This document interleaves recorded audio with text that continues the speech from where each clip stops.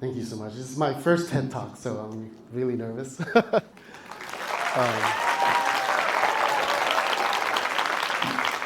Xin đừng nói tiếng Việt nha. Tiếng Anh chứ, xin lỗi. Because if I were to speak tiếng Việt, I would be so nervous I can't say anything. Anyways, so to get this thing started, I think it's really interesting that the theme is mono-poly, one and many. And I think that if you look at all of my films, từ Anh mua giày gót nhọn, hoặc Đoạt hồn, siêu chợ, you know, Micah, từ chiến, trên không, there's so many different kind of genres, but it all has one theme in common, and that's healing. And that's the secret I wanted to share with you guys today, because for me, that's what filmmaking is. It's always been a journey for me to heal. And so tonight I want to share with you, let's talk about spliced fragments, how I found healing through making films. And my healing journey is marked by 3 events that happened in my life. And I'm going to share with you this talk, but the first thing I want to let you know is about my background. So, my family is ethnic Chinese, Vietnamese, Quang. And so, that means my grandparents came from China. My mom and my dad, they were born in Vietnam. I was born. But I was always having an identity crisis. Am I Vietnamese or am I Chinese? That always haunted me. This is actually what's going to lead me to my journey as well. And all I can remember is growing up in Vietnam after the war. There's a lot of Philippine blackouts. And every time we have a blackout, my family and I would all gather around in the yard and we'd light a bonfire and we'd tell stories. A lot of times it's ghost stories. It's really scary. It's so scary. But in between the stories, my uncle would play the guitar, my aunt would sing. And those are the 2 things that I fell in love with: music and storytelling. Those are the 2 things that stayed with me as I became a filmmaker. So let's go to event number 1. In 1982, my aunt, who had left Vietnam as a boat person, sponsored our family to America. So, you know, when I tell people I was sponsored to go to America, they think, okay, we got it. You know, we just take our luggage and we just get on a plane and we fly to the US. We had to, like all families, go through a refugee camp. If I can get the slide up. Here we go. Oh, snap. I got the old snap. Here we go. So, we had to fly to a refugee camp, and where you stay, you get your papers processed, and you learn about the U.S., what to prepare for. Our refugee camp was in Thailand, and my most vivid memory was going to the barracks, and it's just in my napa and then concrete floor. There's no walls, there's no rooms. And in my napa, we have 10, 15 families under one roof. And each family finds a little corner. We put our bags down. That's where we live for months until we get a chance to go to the US. And that left a very strong memory for me and taught me one lesson: life is real and life is hard. But those are the things that we have to be resilient. It taught me that I how to be resilient as well. And you see this in my films later on. So then, okay, we get to America, and the first thing I remember is Carl's Jr., getting a Carl's Jr. burger. It was so big, I can't even hold it. I can't even bite it. And as soon as that happens, we landed in America, guess what? My dad said, okay, now we're in the US, we're outside of Vietnam, you are now Chinese, you are not Vietnamese. Huh? And guess what? We were sponsored by the Christian Coalition, so now we are Christians. No more Buddhism, we don't pray to that God anymore. Huh? So no God, no identity. My identity was broken. I was 8 years old. I was like, what? And to make matters worse, you go to America, you learn one thing. You become like everybody else, or you become that guy. Okay, so I had to become everybody else, you know? We watch American sitcoms. We don't listen to Cải Lương because that's a really weird music. So we watch, we listen to Michael Jackson, we listen to Madonna.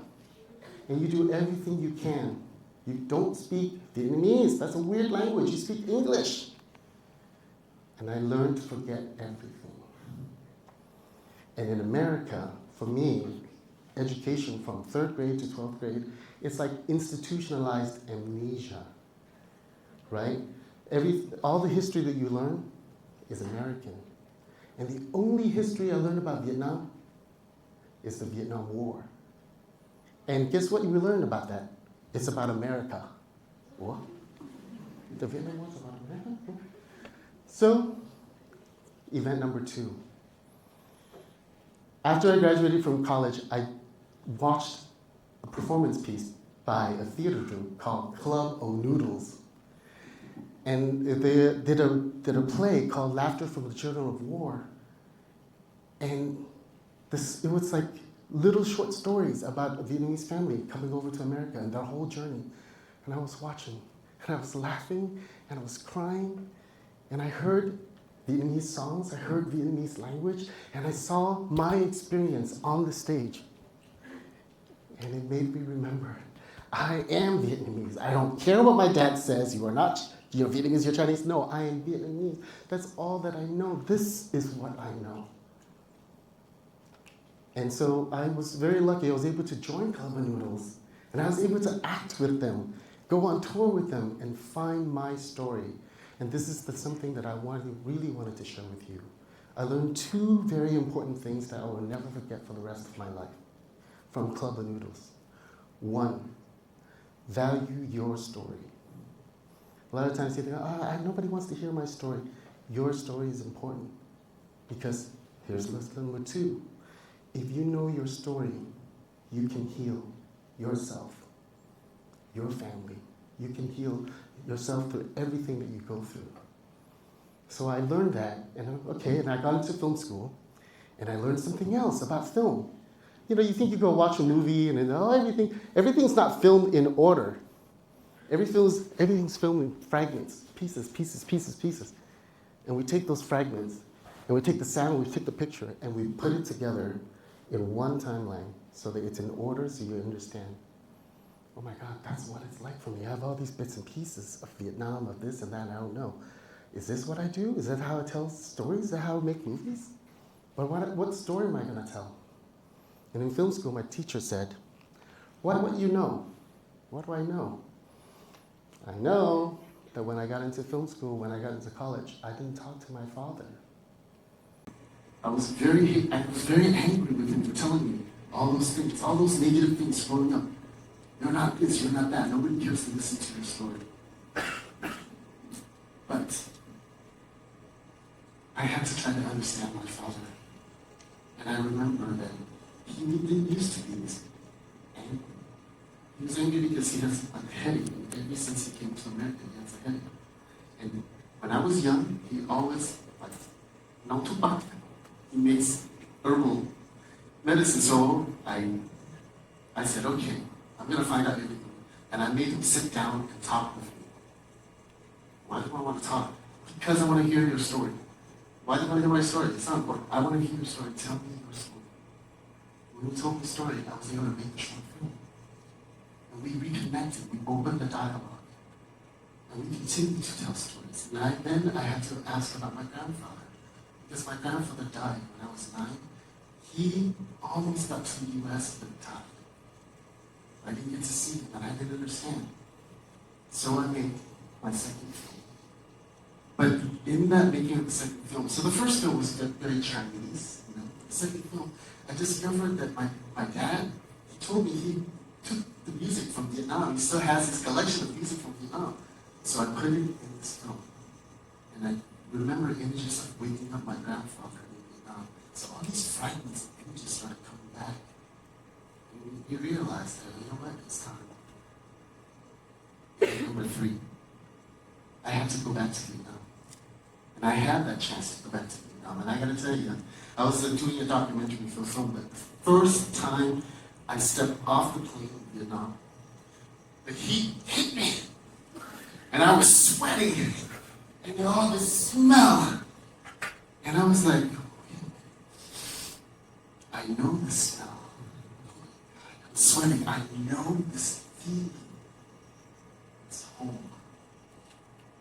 And it took me 20 years before I came home after leaving at 8 years old. And I saw how people lived in Vietnam. And when I went back to the US, I realized that the community, our Vietnamese American community in the US, we have a pain. We have a pain that we haven't moved on from yet. And that pain is like a rock that sits in the middle of a house and it takes up all the space. And there's no room for it. And in our community, when I grew up in my time, there was a lot of family abuse, domestic abuse. Fathers yell at their kids, they beat their kids, and kids, they can't pick them back. There's no communication. So I had to make a film to try to heal our community, to tell our story so that the parents can talk to their kids and say, this is the reason why we left Vietnam. And your kids can go, okay, we understand your sacrifice. But in telling that story, I made a film called Journey from the Fall, and it was all about coming over to the middle. And I realized that I was missing a lot of that history too. Because the history that I know is only taught in the US. The US only teaches about the US, not about Vietnam. So if I want to tell a Vietnamese story, I have to go back to Vietnam. I have to make films in Vietnam. But of course, I don't speak very much Vietnamese, so I always have to put up with, em hiểu không? Yes, I think I do. So I try to make films, and I try to understand my connection to the Vietnamese culture. And if you look at all of my films, they look like very different kinds of films, but they're all about healing. Đoạt is about the mother and daughter healing the relationship. Micah, I made Micah because my mom died in 2019. And I didn't know how to get over my sadness. And then the story is about a little boy whose mom died. And an alien comes. He becomes his friend and teaches him a lesson so he can learn and overcome his sadness. But then my movie is about family secrets. My movie is about human frailties. And then I hear about the chiến, trên, không, this story. They asked me to make the story about, goodbye. I was like, what? We have that in Vietnam? Yeah. There are people who left. And then, yes, full circle. My first film was about people who left. This film is about people who stayed behind. And the hope. Because at that time, our country needed to heal. So this film was about healing. It's about family as well.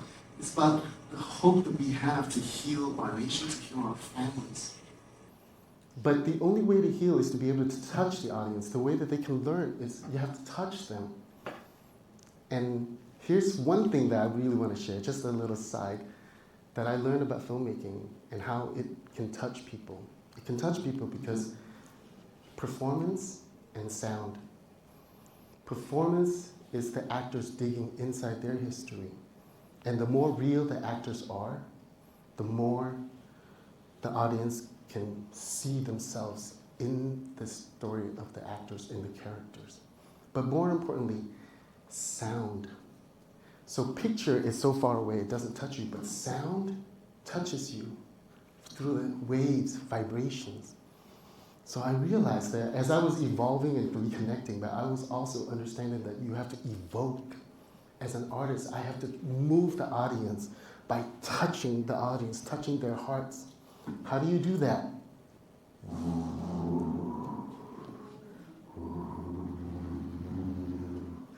And I learned that when I was making film. Oh my God, sound is amazing. Sound makes everything real, right? And sound, because the vibrations go through here and into your body, and it makes you feel scared. It makes you feel excited. It makes you feel sad, and it makes you feel happy. So I used all of that. And so I'll show you an example. If you just as a side, I'll play a scene from the chiến, trên, không.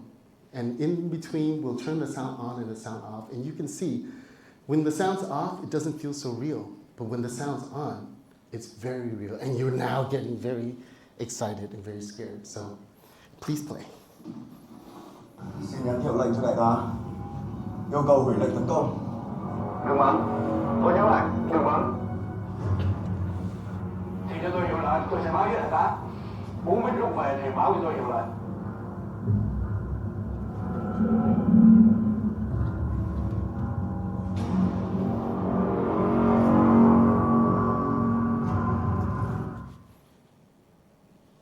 No longer scary, right? No longer intense, right? She's just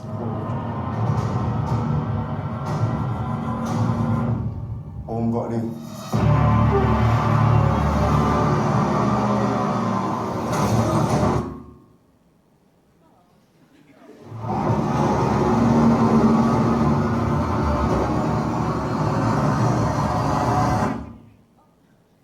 Thank you.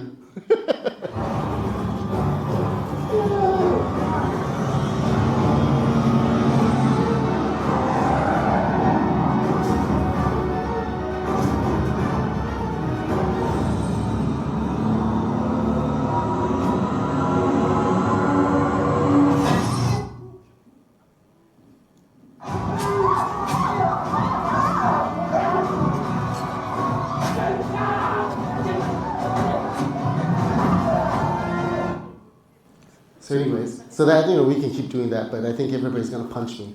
But you see it, right? Like, nếu mà mình chỉ cất coi thôi, nó không có phê, nó không có đã.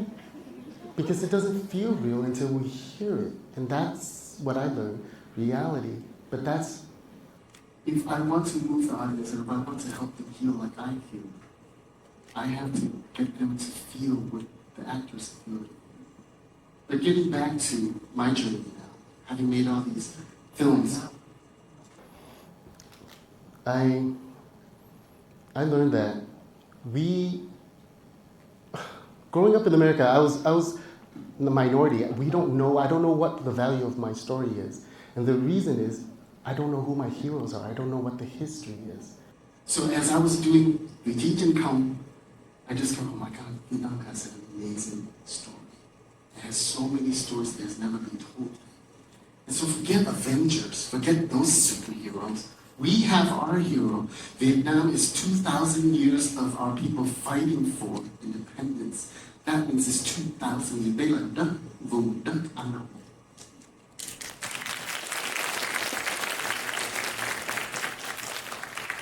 So, I move on, and in my searching for history, I learned that when I was making the Vượt Không, we have our own Top Gun, chú Bảy, ông Bảy, and he is the top pilot in the world. Not just Vietnam, in the world of wings. So we're gonna make that film next. The one generation has to find our own heroes, so we can heal ourselves, we can feel pride about being Vietnamese. And it's not just heroes of long ago. We're going to make a lot of films too about old heroes, but there's heroes like we're fighting the drug war right now. Right? Not America has a drug war, but no, we have a drug war, and we're fighting, and those heroes also need to be recognized. But before that, I have one more horror film to make, to heal that little boy who is afraid of ghosts. And the next horror movie is called Nhọn. And the message is, the ghost that you are afraid to see is the spirit of someone whose loved one really wants to see. There's no need to be afraid. Thank you so much, and